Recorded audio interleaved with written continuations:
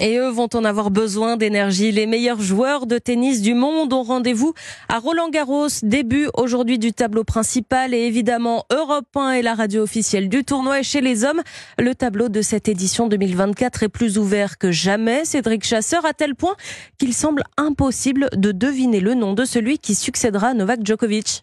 Oui, car si le Serbe arrive porte d'Auteuil sans avoir disputé la moindre finale cette année, ses adversaires ne semblent pas dans un meilleur état.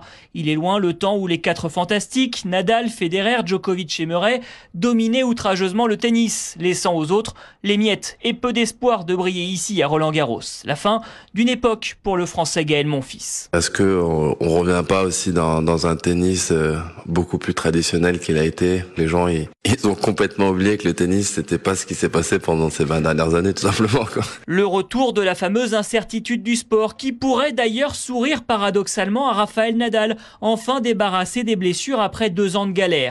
Physiquement, je me sens mieux. C'est la première semaine depuis mon retour que je peux courir sans retenue.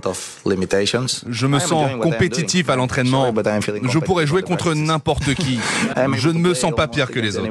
Alexander Zverev, son prochain adversaire, vainqueur du Masters 1000 de Rome, est prévenu. Le roi Nadal, 14 titres à Roland, ne sera pas facile à détrôner chez lui. Et pourquoi pas Richard Gasquet, À 37 ans, le Français affronte cet après-midi le Croate Borna Coric. Avant cela, il sera l'invité d'Europe 1 juste après le journal de 8h. Et on est ravis de l'accueillir.